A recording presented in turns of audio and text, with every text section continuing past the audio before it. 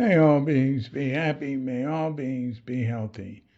May all beings be free from harm. May all beings love life. May all beings awaken.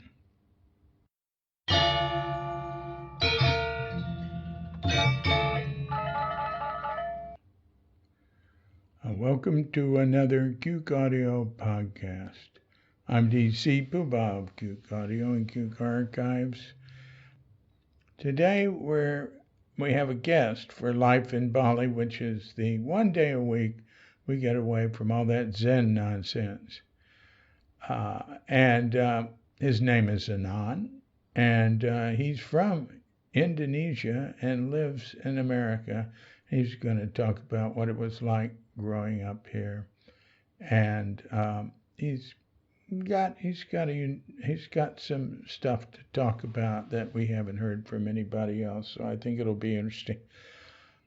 I pray that you and yours are safe and comfortable and free from economic hardship and able to get out and do whatever it is you want within the limitations of the universal precept of do as little harm as possible. So, let's see, is there anything I could comment on? We've had a lot of rain. We've got some leaks here, and they've gotten worse. Our landlord should pay for it, but he's hurting. I can't ask him. That's the one thing I'd left for him to pay for. But I think he had a guarantee on the roof, but maybe that's up now. But anyway, we'll see how that works out. It's a really nice tile roof. So but one place where the leak's coming in is where there's some more complicated new stuff that's not such a good roof where it meets, which is an add-on. That's a typical place to get roof problems. Oh, I wanted to mention something. I had the weirdest dream the other day. I've been playing tennis for, year and a half or something. And I miss it. And I don't miss it at the same time. But, I've mentioned before, it's because I got a hernia and my doctor, I had an operation, and it's come back some. My doctor says I definitely shouldn't play tennis. It would be too hard on it. So I go swimming, which is not hard on it. And I walk, which is not hard on it. Anyway, I dream about tennis sometimes. And I play pretty good in my dreams, except for one thing. As long as the ball comes to me, bang, I hit it back, and it's good. We go back and forth. They're pretty realistic. But it's funny, if the ball falls really short and I have to run up, I can't get it. I just watch it, and it bounces. It's like it bounces short, too quick for me. So anyway, the other morning in my dream, I was playing tennis. I really don't know why, but this is true. This is true in the dream, with the Queen of England. And she was good. And you know what? She beat me. Now that's a pretty disturbing dream. My gosh. Well, things are going all right here in terms of the virus. We're socializing less. We're hoping a vaccine becomes available at some point. Doesn't look like this Chinese vaccine is very promising, but we'll see. There might be different ones. Some country like Brazil was reporting 50% accuracy, and that's there's a Chinese that Indonesians made a deal for, but we'll see. But we're getting quite a bit delivered we get a little produce down the street, and we do go into some stores and get some stuff now and then, but mainly we have two different sources for organic produce and different really good food, like different cheeses and tea and herbs and all sorts of stuff. But I got to go out and go shopping some. I had to get some kitty litter, and I had the best kitty litter that really was perfect with clumping. And now that store doesn't carry it anymore, and they have all this. Well, it has Japanese writing on it. It's not Chinese, it's Japanese because it has the kana, which is strictly Japanese.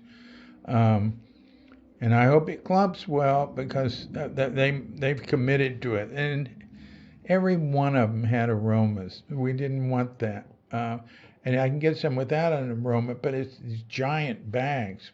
So anyway, so I did that. And, every store I go into has a little water bottle with. Some of them are hooked up to the plumbing line, with the faucet, and you wash your hands before you go in. Some of them have little hand sanitizer. I've got hand sanitizer to carry with me, but I forget it sometimes. And people wear masks in the stores. Every once in a while, I see somebody who doesn't. I don't like that. I don't know if I mentioned this before, but I got a guy kicked out of the line going into the ATM. I mean, I go to this ATM. I only go to an ATM where there's a guard 24 hours in front of a bank. I go to one particular one because I've been fished twice, where they get money from, somehow they get the information on your card. They put a little machine inside it. And, but anyway, where I go in, it's, there's a door and there's 3 ATMs and people go in there. We're in a closed room. It's got air conditioning. But there was some dude in front of me. I think he was Russian and he was tall. He was sort of distracted. He was on a phone, no mask. And he was in the line in front of me. We were fairly far apart. We were outside. But I motioned to the security guard about him, and he went up to the guy and told him he couldn't be there. Maybe I mentioned that last week. Well, I don't know. And if I did, I apologize. But anyway, let's see what else we get. Honey, there's some really good German honey. The honey here is too thin. Almost any honey here is too thin.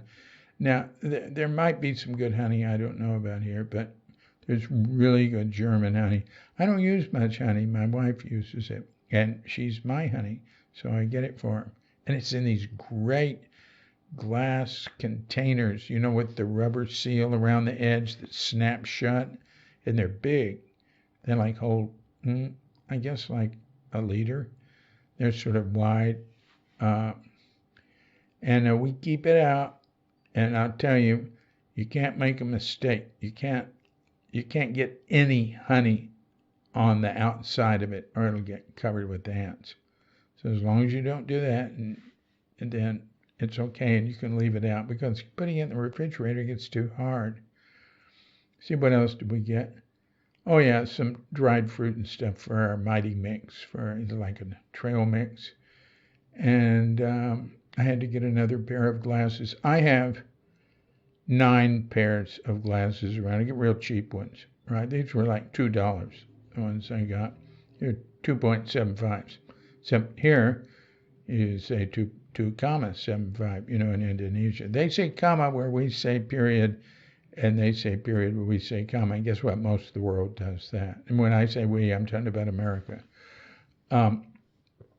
So I have a pair of glasses up here in my studio, which is our guest room. I have a pair up there. This is on the 2nd floor. I have a desk up there that I hardly ever use, but it's got a big screen and a printer. I've got there's 10 pair, because I have a spare pair a box with spares, and now there's only one because I had to replace the one here. Finally broke. I don't know how. It's just sitting here on the table. I only use it here. But you know, they're cheap, and so that's three up here, and then I have one in the kitchen, and I have one at the dining table where we eat, and I have one by the sofa in the living room, which is right next to the dining area. There's no wall. And then I have one by the door that I slip in my pocket. That's real thin one. You know, no heavy frames or anything, so it just goes in a front pocket. Well, then I have one on the settee out in front where I work a lot, and then I have one by the bed, and I keep a folding pair in my my little tiny backpack that I can put a computer in and go somewhere else and work. And that pair is in there in case I forget to bring some glasses. And I think I might have a pair in another bag I use. But that way, I don't have to carry glasses around and not know where they are. All I have to do is pick them up and put them down in the same place. And they're all real cheap. Anyway, oh yeah, Newman and I got two types of coconut oil. One type is expensive and pure at a natural food store, and the other type is cheap, but it's good, and it's good. It's gamier, you know. It has a stronger coconut taste, and Katrinka doesn't like it so much, so it's used for some things. And I got some books copied, and to give away the 50th anniversary of issue of Zen Mind, Beginner's Mind that I wrote the afterword for. I made 3 copies. There's a few people I want to give that to. You can do that here. Sorry. And I made a PDF of it too, because it's got a few corrections. And 10 years ago, that one had, 11 years ago, that one had a few corrections that came to me through various things. I don't know, that's all I can think of. Hey, one thing is that everywhere we go, there'll be some dude, or there frequently is some guy out there sort of monitoring traffic or parking and this and that. And your mom will give him 2,000. 2,000 is like 14 cents. And I always wonder, those dudes are all over. You go downtown somewhere, you park, there'll be somebody sort of watching the cars, and they help people get in and out. And there's not people going around robbing cars a lot. I mean, I have heard of one case in 7 years, but it's not like Mexico. I mean, or it's not like San Francisco horrors. San Francisco, you got something in your car, you are giving it away. If it can be seen, that's a gift. But these dudes that, I think they just go do it in places. I don't think they're working for anybody, and people accept it. But they are in some places that are like private parking lots for shopping centers and stuff. So I don't know if they work for people or not, but they're sort of ubiquitous around. Anyway, that's enough trivia. I want you to know what life in Bali is like. So listen, let's give Anon a call. I know him through a Zen Center friend. And we'll see what he has to say. Okay.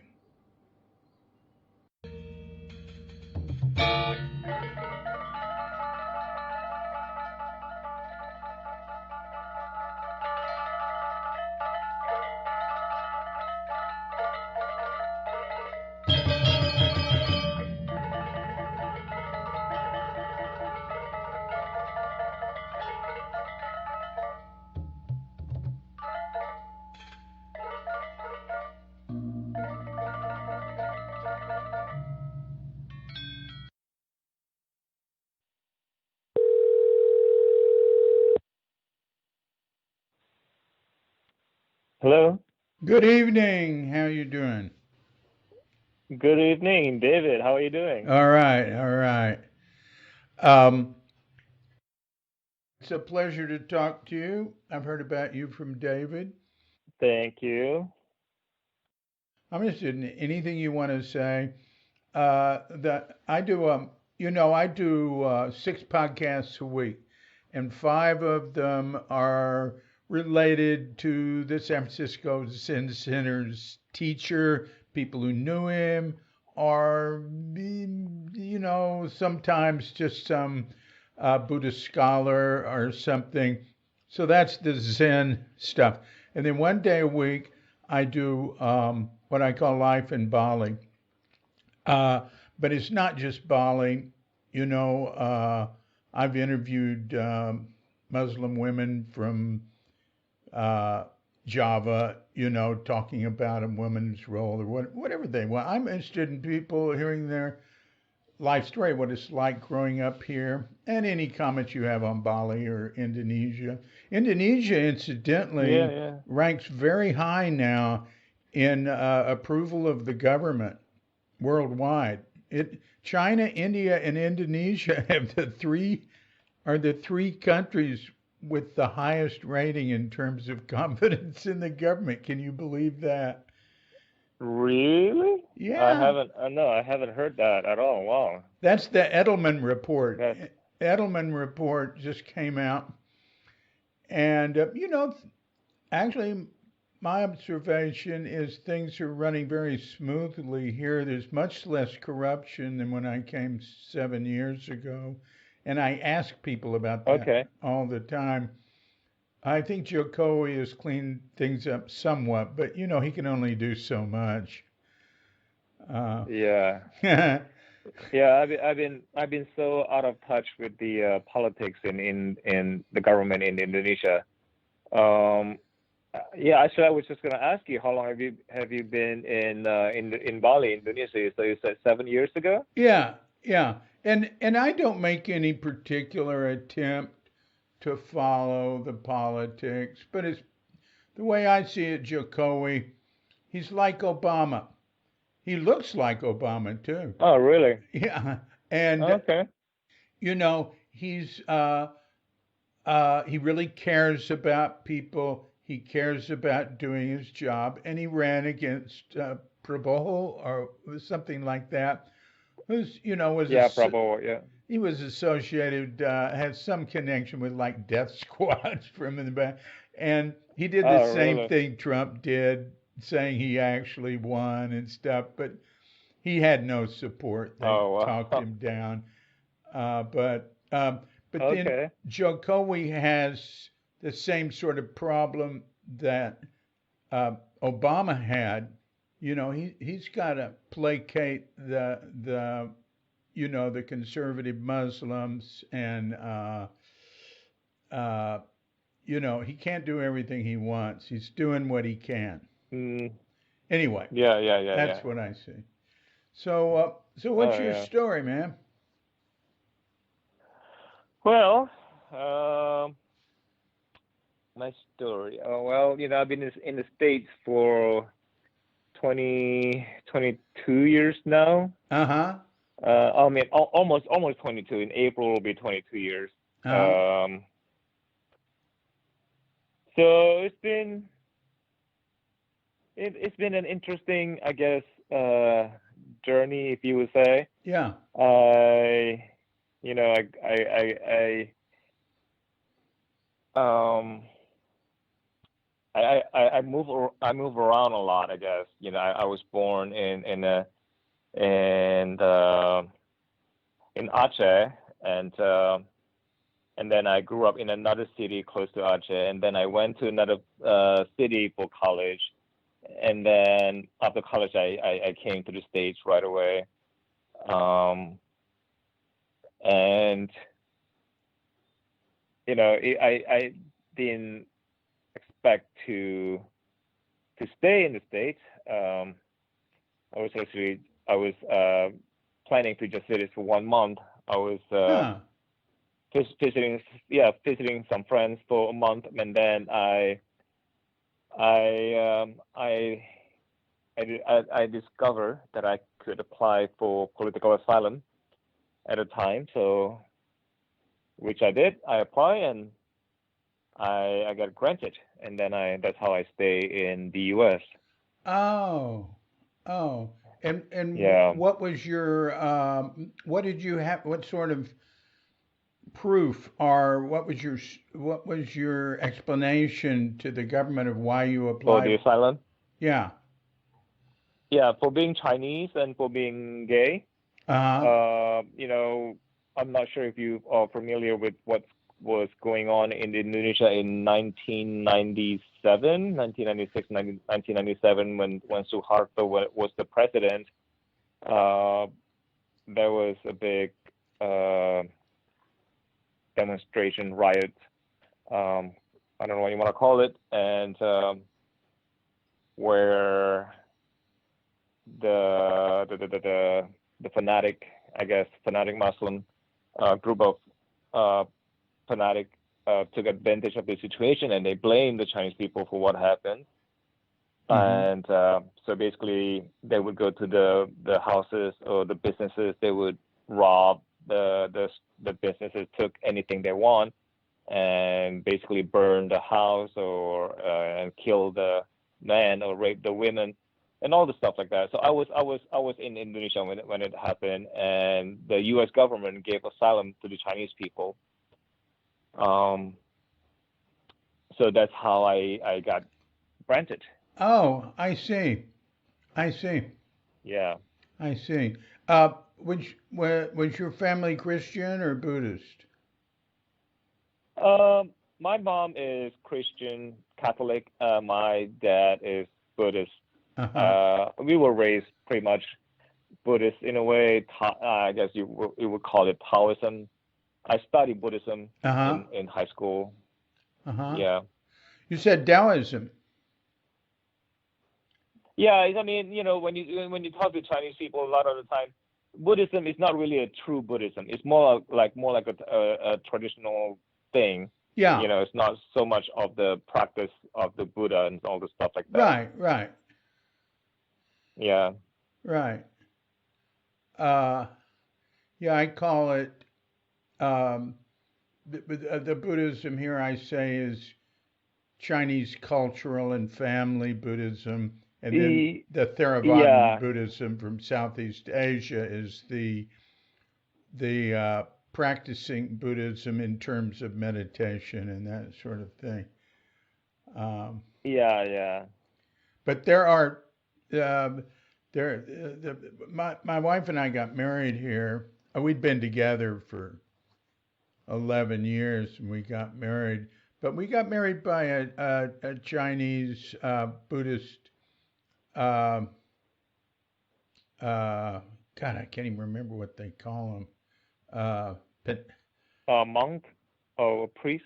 yeah, well, yeah, priest, yeah, in English. Uh, and but he was associated with a temple that had meditation and Myanmar monks, and he had studied Vipassana. So there's some crossover there. Yeah. Yeah. So is your wife Indonesian? No, no, she's born in Oh, okay. Manhattan, born in Manhattan, Oh, wow. and Okay. she she went to San Francisco with her mother when she was like 17 or something in 1965, and I went there in 66. And basically, we were part of the hippie, you know, acid grass thing. Wow. And then I got into the Zen Center in 66. So, Oh, wow. yeah. Have you ever been to Tassajara? Sahara, yes.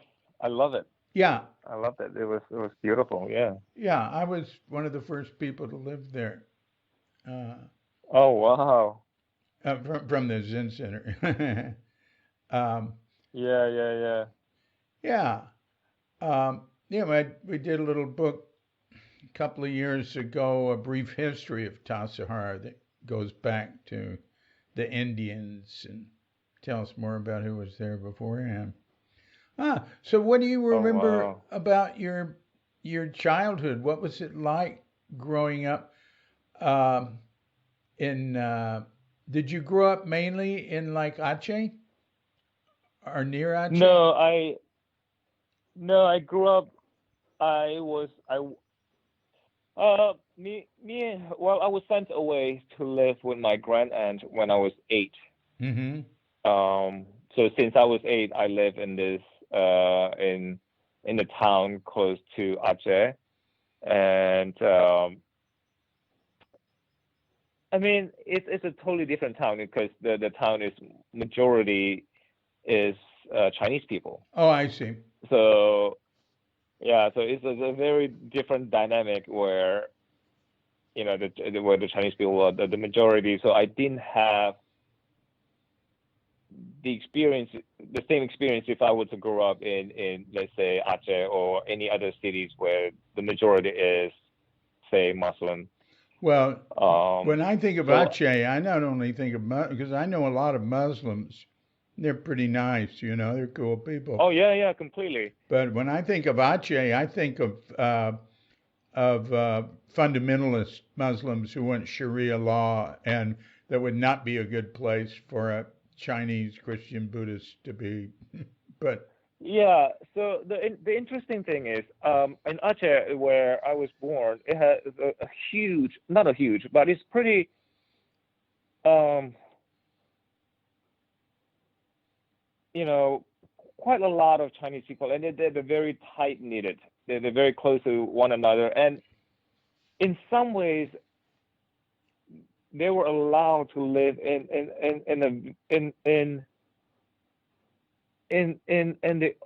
the Chinese way in a way. And there's some things that we were not allowed to do to celebrate. We were not allowed to celebrate the Chinese New Year. But mm-hmm. there's still this temple, this Chinese temple, which is quite, I think, um, surprisingly, I think, you know, growing up, I remember if you, it's sad to say, but if you play along with their rule, everything will be fine. But if you had some kind of like problem, if you had a fight with one of the, you know, the people, the Muslim, person, you will be in big trouble. Uh-huh. Basically, the whole village will come to you and beat you up or whatever. Um, so I remember that. I remember that there's many times where there's a riot in a way where a Chinese will get into a fight with a native Achenese or Muslim, and then the people would attack him and all the stuff like that. So as Mm-hmm. long as you don't create any kind of problem, you play with their rule. I have relatives and friends who grew up in Aceh. They would tell me stories about if somebody came to you and you were riding a bicycle, they want to take your bicycle, you don't fight them, you just give it to them. Yeah. So I'm like, oh my God, I didn't know that because I didn't grow up there, so I didn't really experience that. And but yeah, so stuff like that. The people, I think majority, a lot of the people are very nice. They if you take care of them, they will take care of you. That's what my family had their business there, and how they support us and all this stuff like that. Mm-hmm. So, and my family, my mom and dad have started a business a long time ago and employ all this, Achenese people, Muslim people, and if you take care of them, they'll take care of you. So when the riot thing happened in 1997, where in every cities this group of people will go to the businesses and stuff like that. It happened in Aceh too. So it basically it started. I believe it started from I don't remember, maybe from Jakarta, and then it spread out to small towns. So it happened in Aceh also, but all the people that work for my family, my parents, they would stood in front of the business and guard the business and say, stay away from this business, and so that they did not ruin, my family's business. Oh, yeah, yeah, Yeah. yeah, So I mean, and it's not, Sharia law didn't, you know, just came in effect until recently. yeah. I believe in 1990. No, hold on, 2000, something like that. After the tsunami, um, I believe. Yeah. And Aceh And had they lost 1 or 200,000 people in the tsunami. That's where yeah, ground it's the most zero. the most victims in the tsunami. So lost about a couple 100,000 Yeah. people. I went back 2 years after the tsunami, and I saw the effect of the tsunami, the devastation that caused the city. The city used to be vibrant and lively, and so when I went back, it was it was so different. The energy was so different, and I can see my mom lived in a two-story home. The first story is the business, and then the second story is where she sleeps in. The first story basically was completely destroyed, completely wiped out by the water. So I can see the watermark, how high the water actually go up to, and it was quite scary. And it was incredible just to stand there and stood there and just watch that.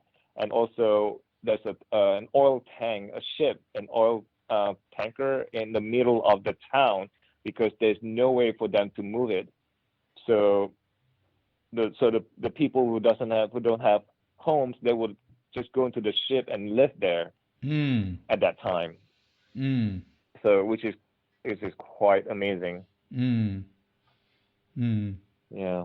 Wow. I heard that before the tsunami, Aceh was there was a strong movement for independence from Indonesia, Yeah. so they could Yep. have Yeah. They. really strict Sharia law. But after the tsunami, but the everybody came to their aid so much that move for independence wasn't so strong. Do you know about Yeah. that? Well, that's why. Yeah. Yeah. Actually, I did a little bit of a research about the Sharia law and all this stuff like that. So you know, Aceh has always wanted, I guess, to become independent from Indonesia. Aceh is a very rich province. They can support themselves, Mhm. you know, and so they, yeah, always wanted to be independent. And then I guess after the tsunami, um, part of the agreement, so that there will be, the movement, the fight would stop in a way. The government give them a special permission to have the Sharia law. Right. Yeah, it's just there, So right? so that, It's just there. yeah, it's It, just in Aceh. yeah, yeah. I know. Yeah. I have a very close, uh, Bali Hindu friend that was one of the volunteers that went from Bali to help there um, after that. So, and Wow. he talked about people from all over Indonesia going to their aid after that. That's quite an image that you gave of the ship being in town and people living in it. Yeah. Yeah. Yeah. I think the city is back now. I haven't been back.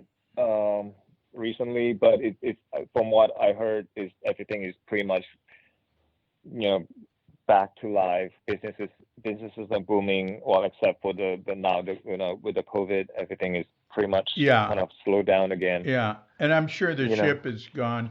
I lived in a place where a big ship in Bolinas, north of San Francisco, a big ship got beached and it was just taken apart. Mm, It took years for them yeah. to get around to I it. actually forgot to ask my family. I should ask them if the ship is still there. It would be really cool if they turn it into a museum. Um, Yeah, they actually still they celebrate every year the tsunami, which is I think quite quite it's a very when it happened it was so devastating, and I didn't know what happened to my mom at the time for oh 3 days. yeah, yeah, Um, Luckily, my younger brother was home, and the story that I heard from them, what they went through, and all the stuff like that, it was, heartbreaking. I just feel so sad that they had to go through that, yeah. and Well, but well, I'm just so. Go ahead. what did they say specifically about what happened what to them when the tsunami hit? Well, I think the 2003. reason why this was it 2003? No, Yeah, I was in India 2000. right before it happened, and I got messages from people. Yeah, I was in India, and I knew people who were there who talked about when it hit there that, it hits different ways in different places. It depends on how deep the water is on the shore. And Yeah, yeah. they had time to grab their passports and their wallets and get out. And they said the water was rising slowly as they did it, and they rode motor Yeah, scooters well, away.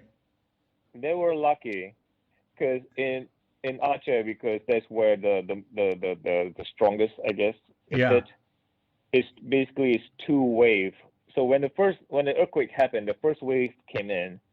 So Mm. people, freak out. They went to the street. They went out. I mean, in Aceh, earthquake is very common. Growing up, I remember having earthquakes all the time. Yeah. Small earthquake, nothing big. Nothing like that. So for us, earthquakes like, oh, it's fun, stuff like that. Uh huh. So people in Aceh, have experienced many earthquakes. So when the earthquake happened, they all ran to the street Yeah. and they think, okay, it's fine. Um, so what happened was my mom wanted to go back home to grab, whatever clothes, passport, money, to and that's what happened. A lot of people do. A lot of people did, and not knowing that the second wave is coming. So my brother, who happened to be home at the time, literally was dragging my mom and say, "Mom, no, we have to run." So he was not allowing my mom to go back home. So he was pulling my mom. They were running bare feet and everything without nothing, and then and then a motorcycle passed by them and said, "Oh, hop in the motorcycle." So three of them in the motorcycle, and the guy took them to this, a place, and then he was like, "Oh, I have to go back home to check on my family," and just drop them off in the middle of the street, and they were like, "Okay, what do we do?" And they keep running, and they were running towards the water, not knowing that the water is coming from that side. Oh my gosh. And luckily, like a minivan passed by and said, "Hop in, you guys are running to the wrong direction." So Wow. they jump in the minivan, and the minivan took them up on the hill. So these people who are running away from the ocean, they are anticipating a tidal wave. Did they know there'd be one, or they're Yeah. Well, just in case? these are the people I think these are the people that live closer to the ocean. I think Yeah. they saw it coming. That's why they. But where my family was, it's not that far from the ocean. It's like the river is right behind our house. So the river is coming up. and then the ocean is coming, but they don't really know exactly if the water is coming or not, and all the stuff like that. So it's a lot of chaos that's when it's going on. Is there a Um, history? Is there a history so of tsunami there? no, no, no Hmm. flooding. Yes, we have flooding because the river is right behind our house. Yeah. Um, Tsunami no. So what happened was a lot of the people, the older people especially, they ran back home, and they were too late to escape. So when the water came, that's when they just they couldn't make it. Yeah. Yeah. So yeah, Wow. Well, I'm glad your yeah, so mother and brother got out. That's wow. yeah, yeah. Um, So for 3 days we didn't hear it from them. So and everybody was trying to get out, uh, of Aceh, and they were not able to get any commercial flight, and luckily they were able to hop in the military plane. They were taking people out of the town, yeah. Yeah. and then when they got to the next town, that's when they were able to call my older brother and my sister who live in a different town. So they were able to contact them, and then they contacted me and say, hey, they're okay, you know. Oh, wow. Wow. Yeah, so yeah, it was crazy when that happened. Wow. Now, you mentioned that uh, you couldn't uh, honor, you couldn't celebrate Chinese New Year when you were a kid. Now, that's under Suharto. But in 1998, what's his name? Gus Dur? Gus Dur? Gus Dur. Uh, Yeah, uh, came in and then, yeah, yeah, they changed it because of the riot, right? Because of the riot, and a lot of Chinese people escaped Indonesia. You know, they want to bring them back. They want to, okay, we're gonna give, whatever we're going to celebrate Chinese New Year now. We're gonna allow Chinese, celebration and all this stuff like and that. Chinese language, allow it to be taught again. Uh, yeah, Did you study Chinese language in school as a kid? no, I did not. They banned that. That's They banned right. Chinese But then they school. could afterwards. It took a while. Yeah, I think in 1999, whatever. That was when I left already. And Uh-huh. and but it's still depending on where you are, the Yeah. racism there is very, very prominent. Yeah. If you speak Chinese language on the street, and you will be either yelled at or even sometimes maybe beaten, if you're not careful, depending Yeah. on where you are and stuff like that. Yeah. Yeah. Yeah. Yeah. Wow. Wow. Ah. Yeah. So yeah, well you can see stuff like that's a problem in America. It's a global problem, tribalism. Uh uh a lot of what you're describing, like you said, if a kid, if they want to take your bike, just let them have it. That's the way a lot of black kids, that's what they were told in the South growing up. Mm. Yeah. Yeah. Yeah. Huh. It's very sad. I've been in the States for about 21, like it's, yeah, 21 years. Yeah. No, 22. Yeah, almost 22. And yeah, I it, it it's really last year in 2020 is kind of the first year where everything is coming up to the surface, and then where you see a lot of it. I'm sure it has been happening for a long time, but it just everything is coming up last year, and I'm seeing a lot of you know racism, even amongst our friends, and it's just sad. It's really tearing people apart. Yeah. Yeah. Yeah. I grew up in Texas. Yeah. It wasn't as bad as in the South because I spent time in the South too. Oh, it was a lot worse. It depends on where you were. Uh, but yeah, to me, the key thing is not telling people to that they have to love everybody else, but they have to respect their rights. That's the key thing. Yeah, And even in the Bible, yeah, yeah, yeah. the word love, love thy neighbor, and that sort of thing, it can be translated as respect. Uh, Mhm. uh, yeah, yeah, Yeah, yeah.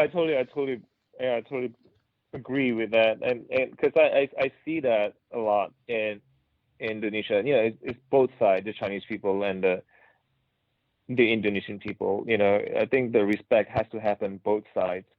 And because I see the racism in, you know, in yeah, amongst the Chinese people towards the Indonesian people. I mean the you know the native or whatever you want, if you want to call it the Muslim, because Chinese people are Indonesian too. That's the thing. That's why I think a lot of the time they, you know, Chinese people are not treated like we are part of, that we are Indonesian. We are in a lot of us. We were born in Indonesia. You know, we did our we do our part to be a citizen and all the stuff like that. But we were treated like we are Chinese, like we are not Indonesian. You yeah, know, yeah, and vice versa. The Chinese people sometimes treat the Indonesian people like, you know, different and stuff like that. So I yeah, think both sides has to have that mutual respect. yeah, yeah. I've studied some and meditated some. This is a different person. I mentioned the Chinese priest who married us. There's another man who's a Hmm. lay meditation and healing teacher here, who's Chinese Indonesian, and uh, you know he remembers the mid '60s. You know, Mm. the terrible persecution of Chinese that happened then, and talked about how his family escaped it. And uh, Bali actually killed the highest percentage of Chinese and so-called communists and people with amok.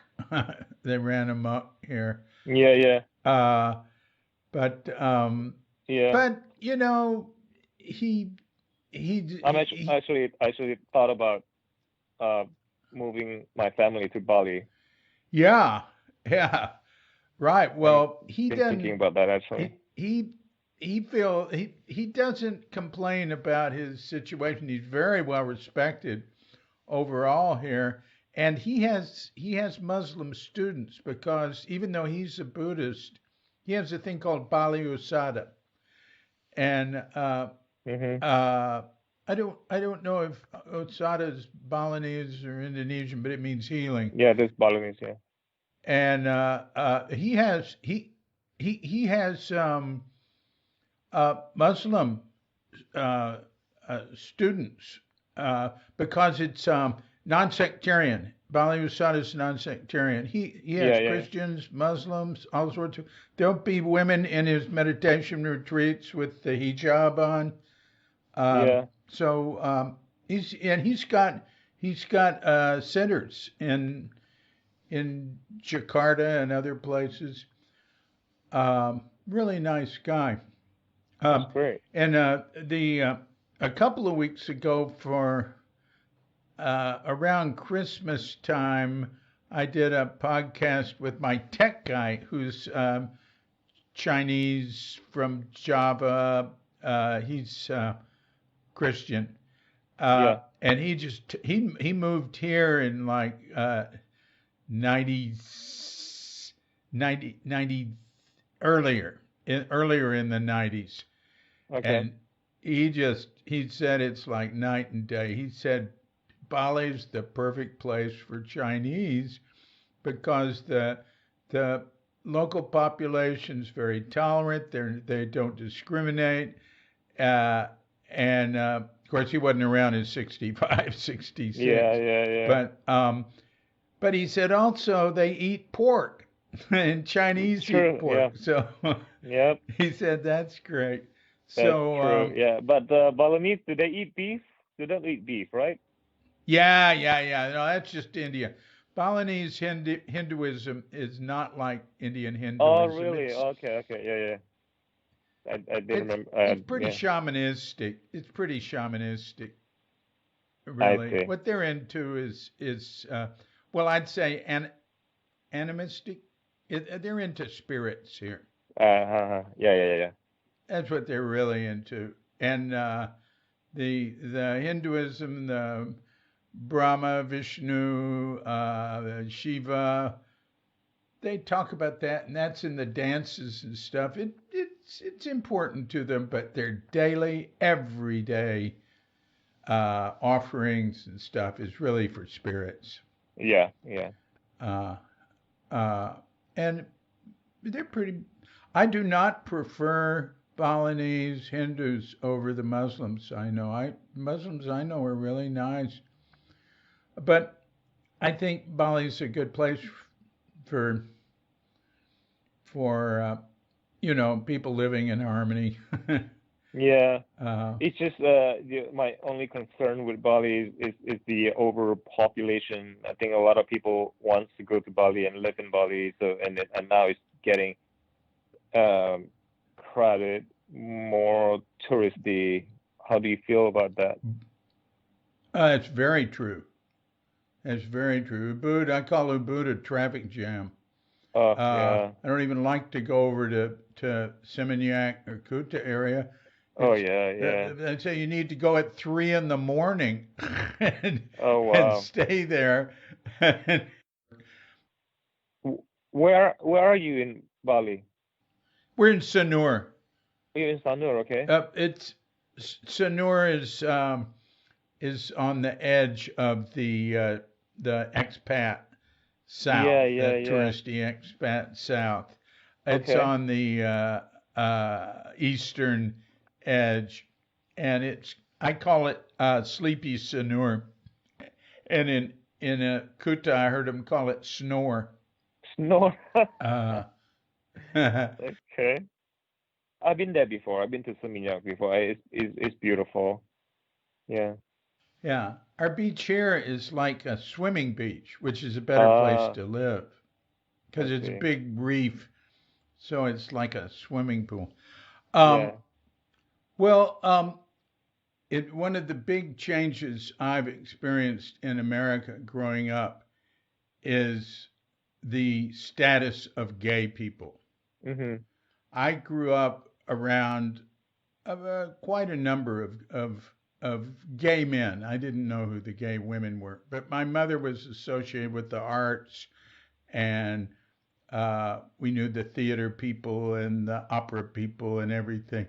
And Yeah. my mother was a she she she was very tolerant, extremely tolerant of us kids, but she never allowed anybody to say anything homophobic. Wow. If any one of my friends said anything like, yeah, they're queer or something, boy, she'd be right in the room and say, don't you talk like that. There's nothing Wow. wrong with that. And she would show me articles when I was a kid in the newspaper that says something like, um, psychiatrist says that homosexuality is normal behavior and stuff like that. And Oh, it was wow. really something. She Yeah, yeah. uh, to see the rights of gays and transgender and all that become become. I mean, to see the changes that have happened there have been enormous. I think it's amazing. Yeah, yeah. So, so what's your experience with that? What have you seen? Um, well, I think it is amazing the progress that we have here. Um, you know, I I came to the state when it's, I went to San Francisco where it's pretty, there's a lot of gay people, there and stuff like that. Oh And yeah. then so from San Francisco, I moved to Miami, and then Miami to New York. So I mean, I live in all these big cities where there's not an issue being gay. So I haven't really had an issue being who I am, and which is in a way, which is a big part of why I'm here, that I can live Yeah. my true self. But it is incredible the progress that we have so far. The gay marriage is legal now, and And you got married. yes, I did. And I that's did. I mean that's only been legal for how long? Yeah, it's not 10 too long. years? Yeah, but yeah, I think so. Something like that. Yeah. Uh, uh so you've been in America during that time when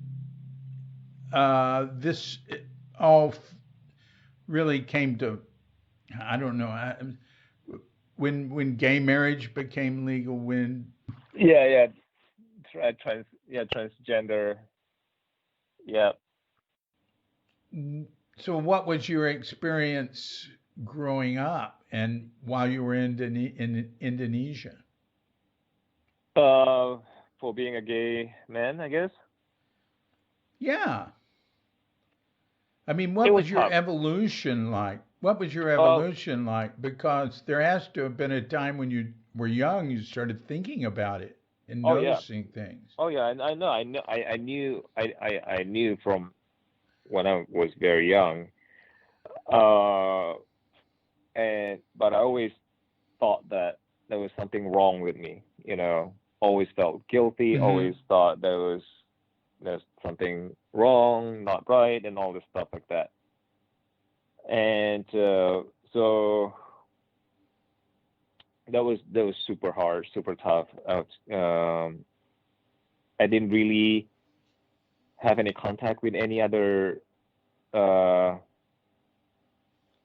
gay person until I was in college. Yeah, Hmm. until I was in college when we had internet, and that's when I started going online and meet other um, other gay people. And I Hmm. started talking. I started chatting with them, and then that's when I was like, okay, I'm not the only person, you know.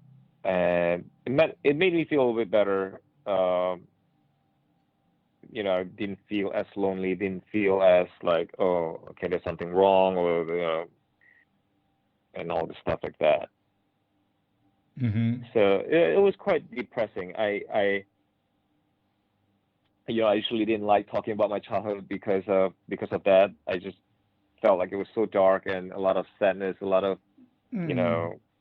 I tried to bury that, and because yeah, a lot of it is that, you know. Hmm.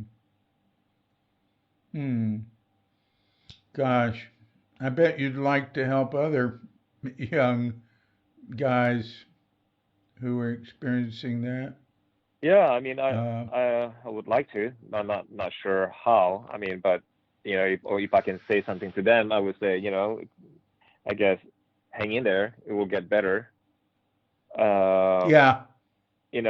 but the thing is, sometimes they don't have a choice. They don't have. I mean, I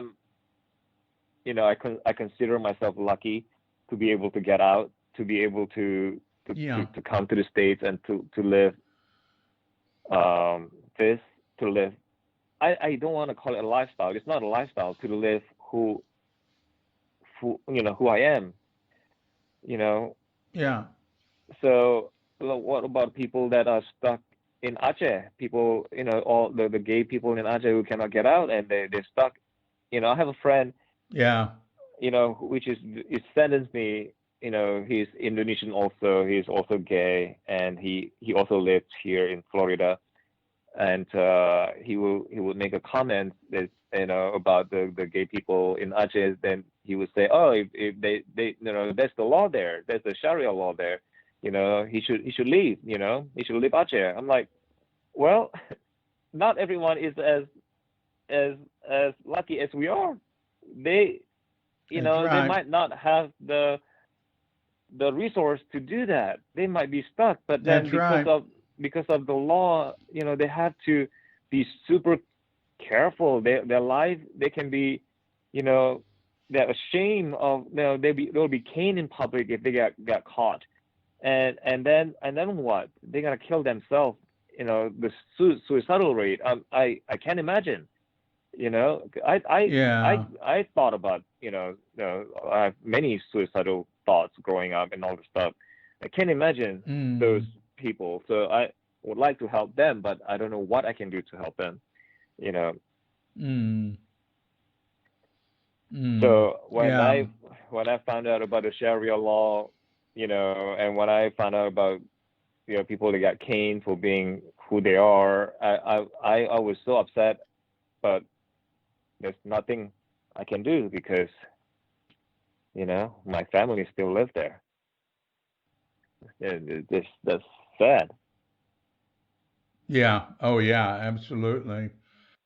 Well, I think it's also the I, I think the choices that the young people make also in Bali. I know. Um, I have a couple friends that been live in Bali, work in Bali, and the culture there, especially for the young gay people, because they, in a way, they can be who they are there, and they can party every night Oh, and meet yeah. all these people all the time. You know, the freedom that they don't have Yeah. in a different place now when they go to Bali now, all of a sudden they have that, and they Yeah. just kind of like just live their life like that, and then you know I'm I'm Yeah. not sure how Yeah. that how I don't think that's the kind of um um example or role model that I want the young the gay youth to have. It's not about that. Life is so much more than just go out and party and meet all these people and all the stuff like that. You know, Right. Right. yeah, Right. I've had some involvement with young people here because of going to poetry slams. And there's a lot of yeah, really cool young people here. And yeah, a gay person would be much better here. A young gay person would be much better here. yeah. Um, there was one hotel, I don't know where, over in Nusa Dua or Seminyak, that had a wedding, a gay wedding, and it was too public. They had to, they went Wow, too far. wow, They had, but that just shows you they had to apologize for it. But that's all they had to do. wow, Said they wouldn't do it again. Uh, wow. That's interesting. uh, yeah. Well, my main concern is that the human race is destroying itself. Uh, and one thing I would do at poetry slams is uh, I won the first one I was in, but it Wow, was very sexy. It was very sexy, and I delivered it like James Brown singing, wow. and it was just a trip. But then after that, everything was about global warming and wake up to the fact that the human race is destroying itself. So I was I never won any others, but but Oh wow. uh, the thing is, what I see is a sense of, well, there's nothing we can do about that. Uh, there's two big issues. One is pollution and chemical pollution and plastic pollution, especially in water. and the Yeah. other is climate change. So, what do you think about that? About those issues? Well, I think those issues, I think is super important. I've been watching a lot of documentaries on Netflix and stuff like that. I've learned so much about what's happening to our planet Earth. Like you said, it's just it's dying basically, and if we don't do anything about it, I think is you know it's not gonna come back. So I think Yeah, I think they are. I think people need to come together and do whatever it is that that they can do. I know it's not. I guess I try to recycle as much as I can and try to use less plastic as much as I can. Even though it still sickens me when I see the amount of plastic that we use, and then sometimes we have no choice. And it's a commitment if you want to make that change in your life and to be completely live without plastic and all the stuff, like, which is impossible, almost impossible. So a yeah, lot of it yeah, also has to come from the government. The government has to implement the rule of, like in San Francisco, I believe in some places, or in California, that plastic bags are no longer, allowed or banned, which I think it yeah, should happen in in a lot of the states. And also the use of electric cars. I think, in some places it's gonna start to happen more. I don't know why it hasn't yeah. happened, you know, now. I think there's a lot of things that we could do, and to to to slow down the global warming, as long as we are conscious and aware of our effect. If we try to eat less meat, Yeah. and stuff like that, and There you go. yep. Absolutely. Absolutely. You saw the Attenborough one, the recent one, right? Yeah, yeah, that. Yeah, it's a lot of amazing Yeah. program on Netflix. You learn so much by just watching it, and you know, it, and Yeah. and and and makes me, coming from Indonesia, when I went home a few years ago, you know, I was eating something in the car, and then when I was done, I was trying to look for, like, okay, where do I put this trash? My family would say, "Oh, just throw it on the street." I'm like, "Why?" And they would say to me, "Oh, this is not America. Just throw it on the street." I'm like, "Exactly. This is not America. This is our home. This is your home. You need to protect it more. No, you need to take care of it more." But the way they think is just, "Oh no, just throw it on the street." They don't think where the plastic is gonna go.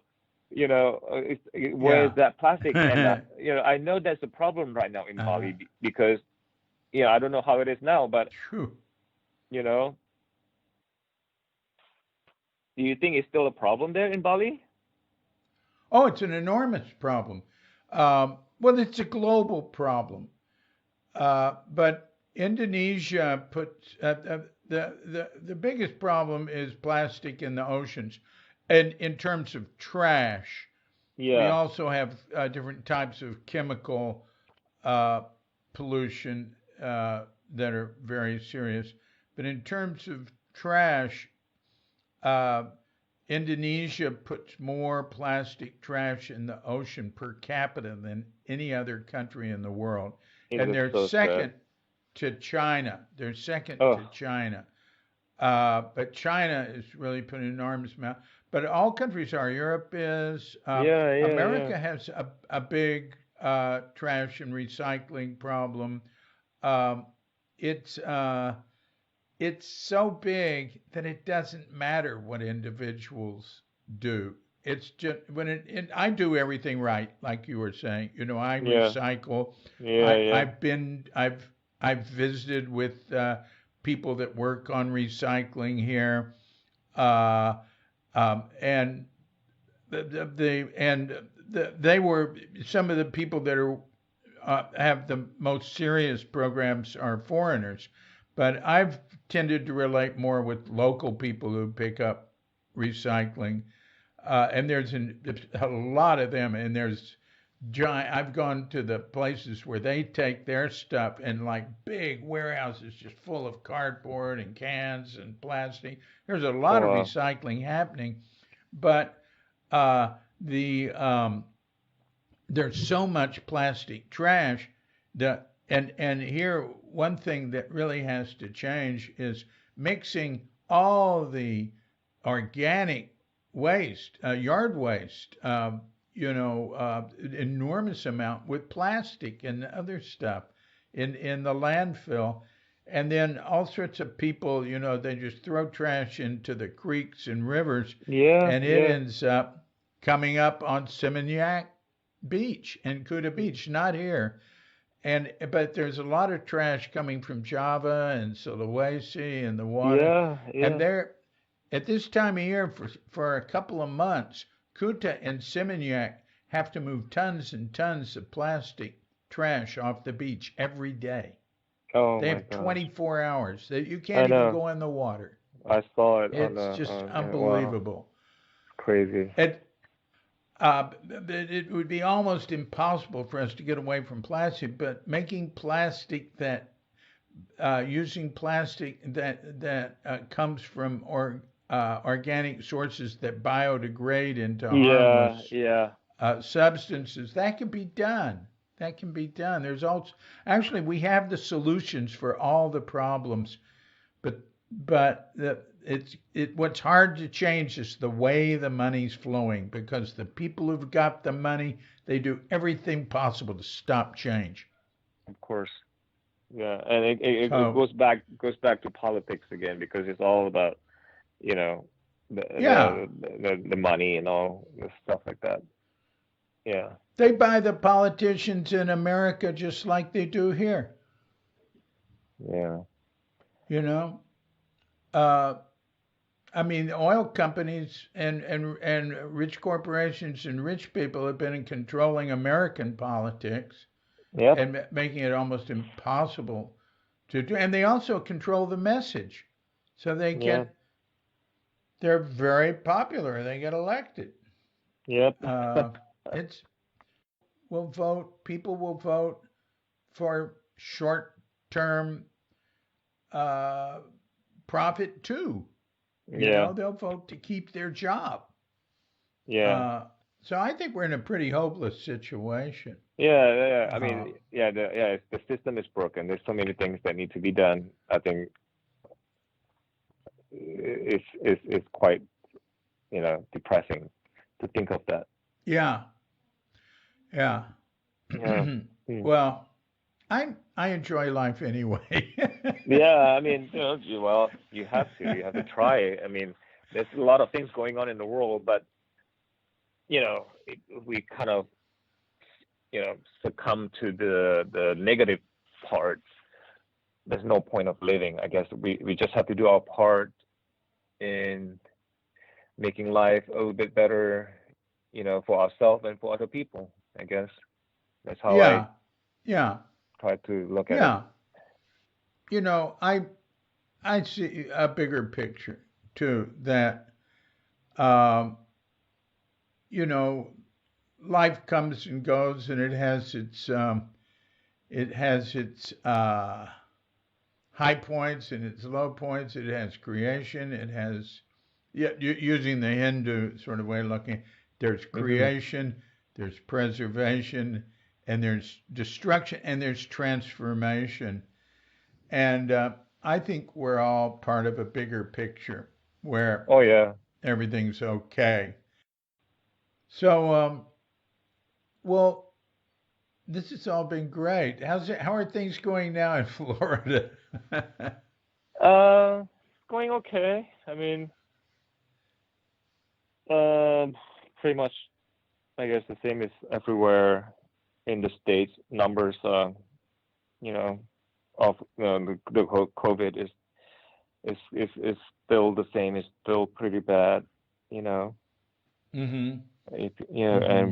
we try to stay away from people as much as we can. Yeah. Have our just put have our mask on whenever we out. we are out with people. I think that's the biggest thing is people refusing to wear masks, which is crazy to us, to me, to think that why is it so hard to just put on the mask, you know? Yeah. People here are more cooperative. Yeah. Uh, but then they do what they want when they're alone or when they're with their Yeah. own group. But Yeah. there aren't people publicly.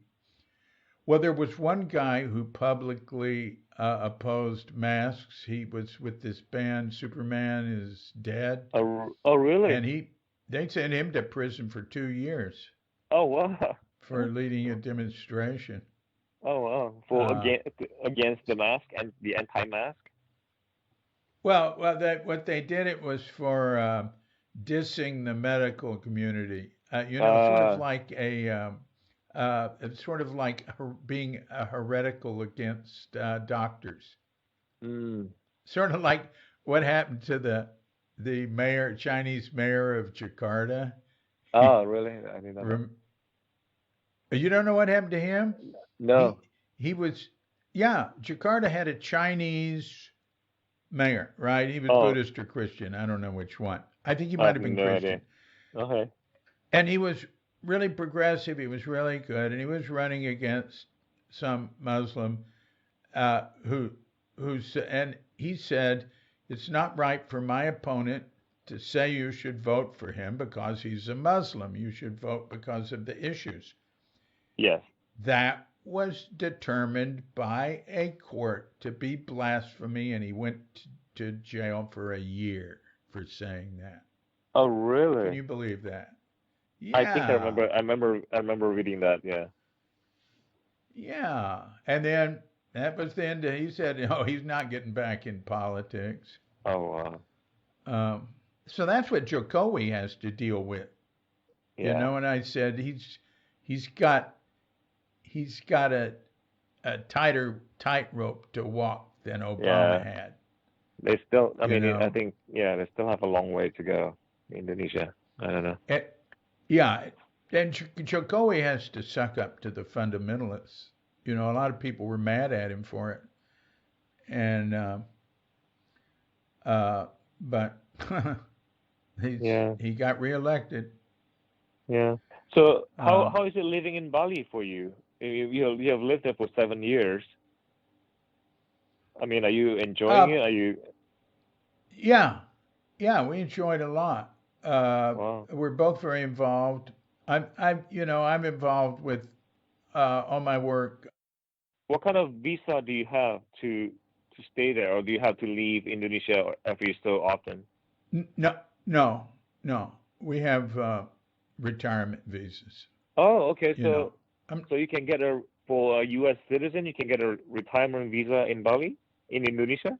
yeah, yeah, yeah. We have. It's called kitas. We're not allowed to work. Uh, all my work is online, global. I'm not taking anything away from Indonesians. My wife is involved with, helping people with substance abuse. So you're not allowed to make any income there. That's right. And And yeah, listen, I was just with a guy, a German, who makes jewelry, who okay. lives in Ubud. He's been here 40 years. But Jokowi made a law that you couldn't have a work visa after the age of 55 or something, Okay. you know? So how is that So possible there's for all him? sorts of older people here that are making money under the table. I mean, Oh, under the they don't want table. to leave. So how Yeah. about the housing situation? Do you rent? Did you buy? Oh, you can't buy here. That's a Yeah. joke. Uh, uh, I mean, you can sort of, uh, but it's better not. It's better to rent. Okay. Uh, buying is sort of like long-term lease. Yeah, Uh, exactly. That's what I heard. and and then you know uh, also they've had people. There have been many cases. You have to have a partner, an Indonesian partner. There are Yeah, partners taking the home away from the person after a while and exactly, reselling it. A exactly. lot of cases of that. Now that's less now. And I have some friends who are Europeans who have a beautiful villa up north. And I asked them what they're doing about that. They said they have the government as their partner, and they say there's a way to have the government as your partner in buying, and then you're safe from that. Oh, really? Uh, oh, interjecting a little note here. I forget that he's an Indonesian citizen. Well, I guess he still is. He might have become an American citizen. Indonesia doesn't let you have both, but they don't necessarily know if you have the other one. So some people don't give it up. Uh, hmm. Yeah. Well, if he's an Indonesian citizen, he can buy here. I think. I think people from other islands can buy here. Yeah. I pay. We're paid up in our rent till almost 2023. We have a unique situation, an excellent relationship with our landlord. Um, Okay. I don't make him pay anything. The contract uh, we signed, and I went over the whole contract in Indonesian, and actually showed it had mistakes in it and stuff. Uh, but the contract, he's responsible for the electrical, the plumbing, the roof, and everything. We pay for all of that. I never asked him Okay. to pay for anything, and he has not increased our rent.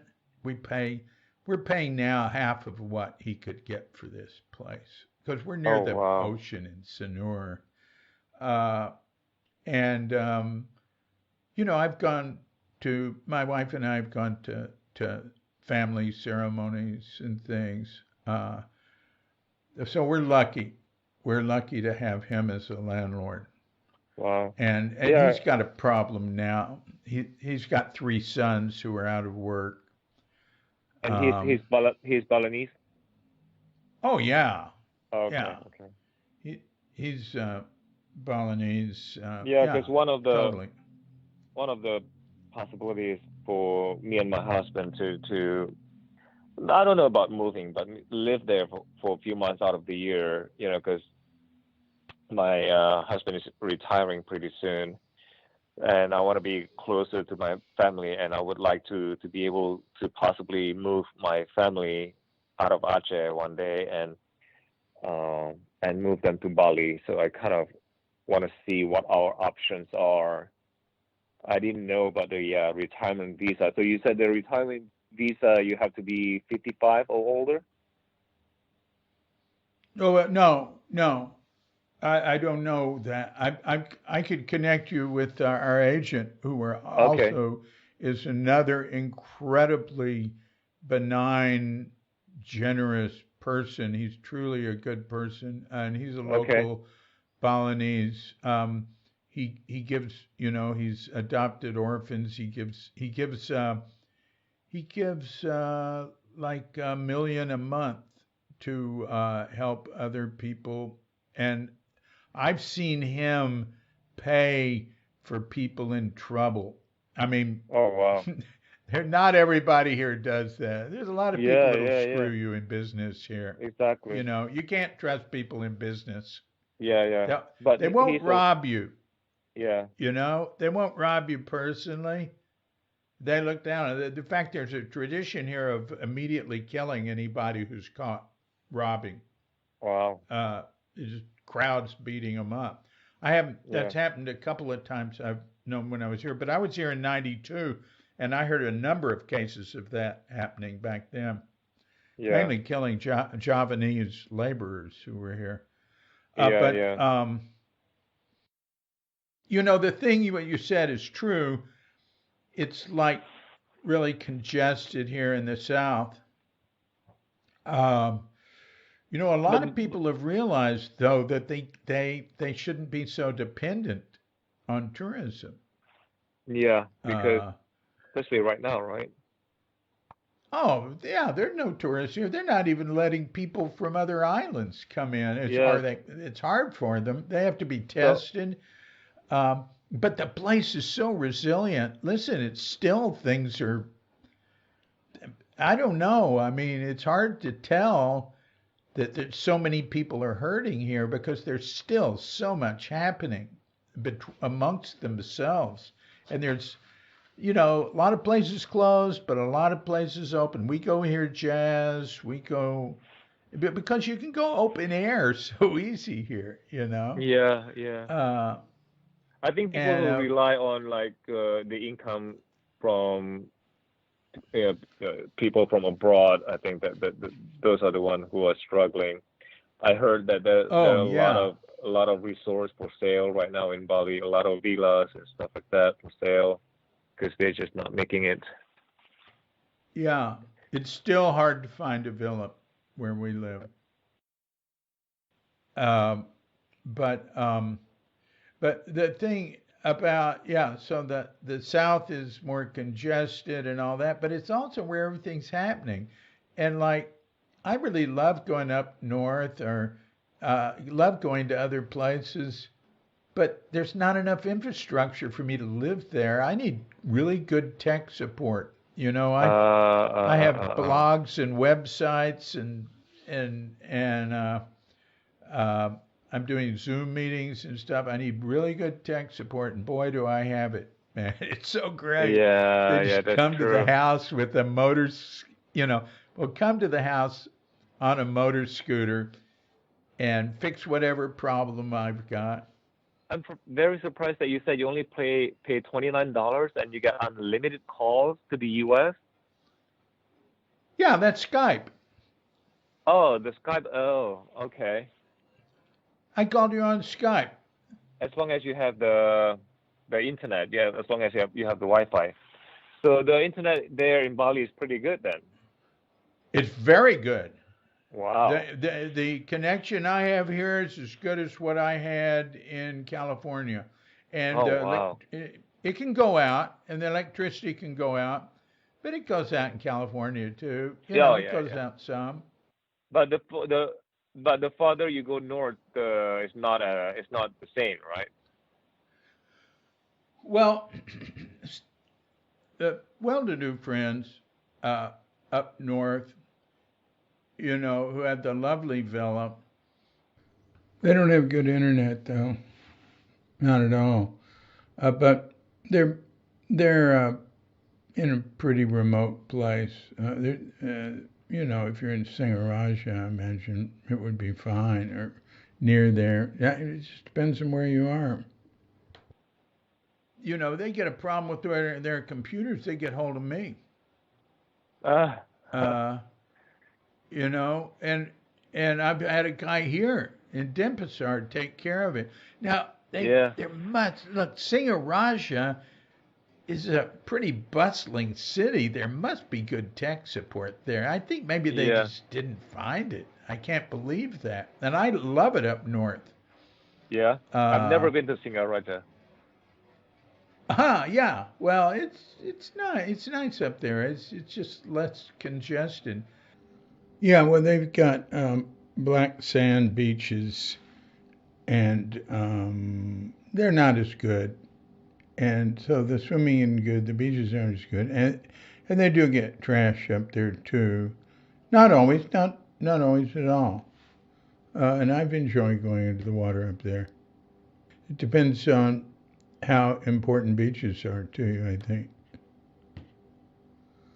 But you know, uh, depends on how much you want to drive. They're used to traveling a lot. I don't like to. Yeah, I don't even like to get in a car too much. I like to yeah, yeah, walk, yeah, and so we stay. I always say we live in a very small world here. yeah, So, are you working all right? Are yeah, you? yeah. What you? I I'm a fitness trainer, so I do a lot of my classes online right now. Really? Yeah. Yep. That's great. Yeah, yeah. So it's not bad. Yeah, so I'm pretty lucky with that. Now I'm just somewhat fit, but I swim, and I'm 70. I'm going to be 76 in 24 days. Oh, wow. Wow. Happy early birthday. Swimming is the best. Yeah. Yeah, it And is. yoga. I Yoga is love it. awesome. Yeah. Wow, that's Uh, good. well, all right. Well, look, we've covered a lot of ground. Yeah, yeah, we It's did. really fun talking with you. I've really enjoyed it. And Thank you. Thank you, hey, David. You man, too. you come here. You know how to get a hold of me.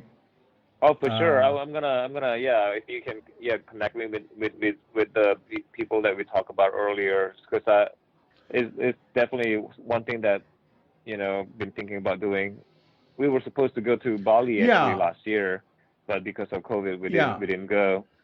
So hopefully in the near future, we will be able to go and visit and take a look at maybe some places and stuff like that. And we'd definitely love to connect with you if we do go, yeah. Oh, yeah, definitely, definitely. Yeah. for Uh, sure. and yeah, I look forward to meeting you. I'm very happy we had this talk. Yeah, it's been a pleasure talking to you, David. Yeah, this has been great. This has been great. Um, and until we meet again, it's been good. Take care of yourself, and I hope you get here. Thank you, David. Yeah, I have a feeling that we will. Yeah. All righty. Take All care. right, take care. Yeah. Bye bye. Bye bye.